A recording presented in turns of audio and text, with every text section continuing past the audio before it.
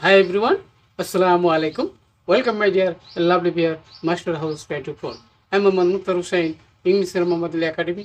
সবাইকে স্বাগতম, শুভেচ্ছা এবং অনেক অনেক ভালোবাসা জানিয়ে তোমরা যারা এসএসসি 2024 সালে ফাইনাল এক্সাম দিবা, তোমাদের জন্য এমন একটি ইম্পর্টেন্ট টপিকস নিয়ে আলোচনা করব, যেই বিষয়টি তোমাদের কাছে হয়তো অনেক সহজ, আসলে কি সহজ, আজকের ভিডিও থেকে সেই বিষয়টি চমৎকারভাবে জানতে পারবে। তাহলে সে বিষয়টি কি? সে বিষয়টি বলছে question tag, how to make question tag or tag question in English grammar, or how to add tag question in a sentence.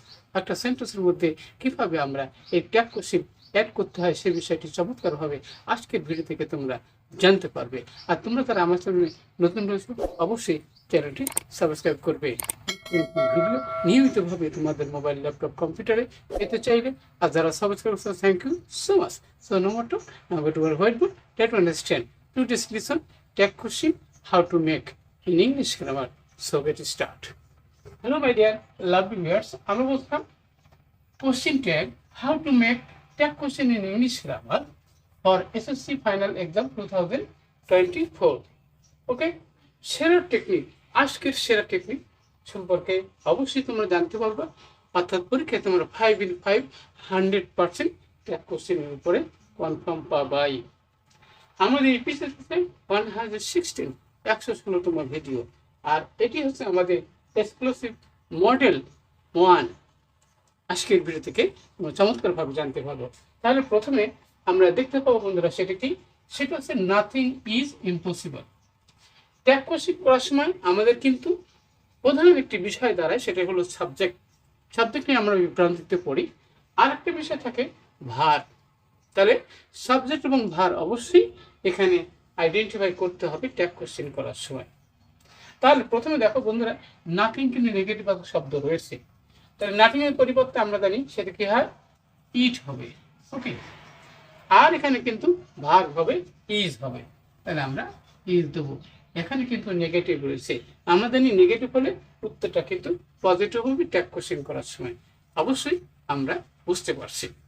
Next যেটি আমরা দেবো সেটা হচ্ছে বন্ধুরা, আই থিঙ্ক, আমি চিন্তা করি, এভরিবডি নোজ ইট, প্রত্যেকেই এটা জানে।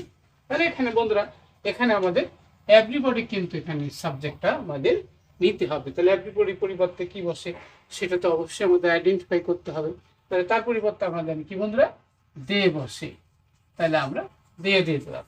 তারপরের বিষয় হচ্ছে ভার, এখানে নোজ আছে। তাহলে এখানে বন্ধুরা প্রেজেন্ট টেন্স আছে, সাবজেক্ট কিন্তু দে আছে। তাহলে এবারে ডু, ডাজ আর ডিড কি হবে? তাহলে প্রেজেন্ট টেন্স হিসেবে ডু হবে। তাহলে আমরা ডু দিয়ে দিলাম। এবার কিন্তু যেহেতু কি অ্যাফার্মেটিভ আছে, উত্তর নেগেটিভ হবে, অবশ্যই এর সাথে নট যোগ করতে হবে। তাহলে আমরা এখানে পি নট দিয়ে দিলাম। তাহলে উত্তরটা পেলাম don't they. I hope you can understand well. Next যাবো বন্ধুরা, সেটা কি? The idle always lag behind.